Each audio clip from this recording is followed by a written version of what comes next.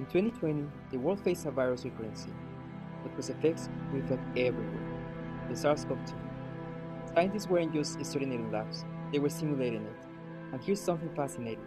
These simulations don't just show static structures, they capture motion at atomic level over time. And this is the field of molecular dynamics.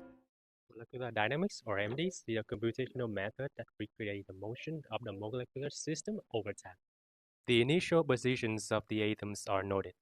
Next, the forces acting on the atoms are computed, derived from force field. Then, equations of motion are integrated. This process repeated millions or billions of times. The output is not just a structure, it's a trajectory, a time-ordered record of atomic positions, velocities, and energies. Molecular dynamics help us to understand and observe molecular dynamic systems, something that experiments cannot capture fully. But there's a challenge. Molecular dynamics simulations generate enormous amounts of data. A single long simulation can produce gigabytes, sometimes terabytes of trajectory information. So while MD gives us detailed insight, it also creates a major computational and storage burden. With the rapid growth of molecular dynamics trajectory data, compression is no longer optional but essential. Both traditional and AI-based approaches exist to address this challenge. In this work, compressTraj, an AI-based approach, is evaluated and benchmarked against traditional existing methods in order to understand its performance. We began by benchmarking traditional compression techniques such as LCP and XTC against an AI-based framework, compressTraj. For this, we are using a simulation related to COVID, specifically the SARS-CoV-2 spike glycoprotein. These are the spikes of the virus itself, and it is 3.79 gigabytes. Our analysis focused on three core aspects. First, compression efficiency. How much storage reduction can be achieved?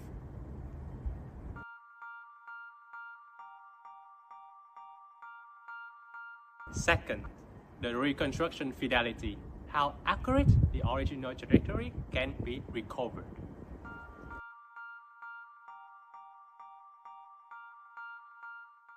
Third, the time taken to compress and decompress the original trajectory.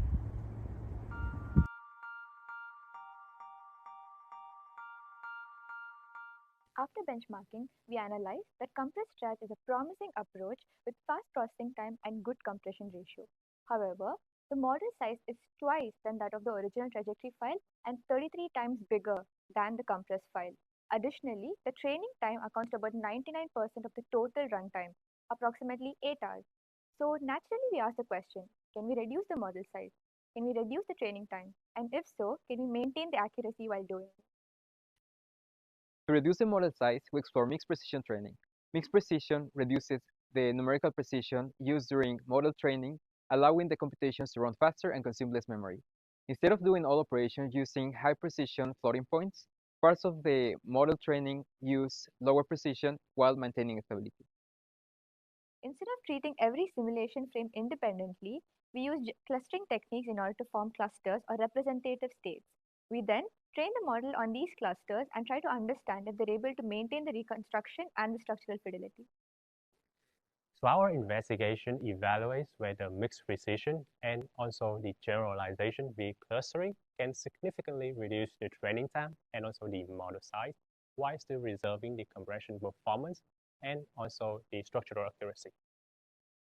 This tests whether molecular motion contains learnable structure and whether partial training can generalize across time.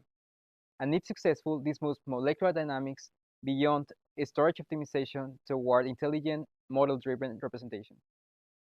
Our pipeline consists of three main stages. First, reprocessing will downsample the input data to small but highly representative trajectory.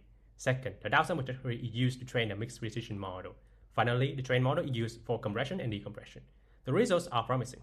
We reduced training time by 43.5%, saving 4.8 hours of computation.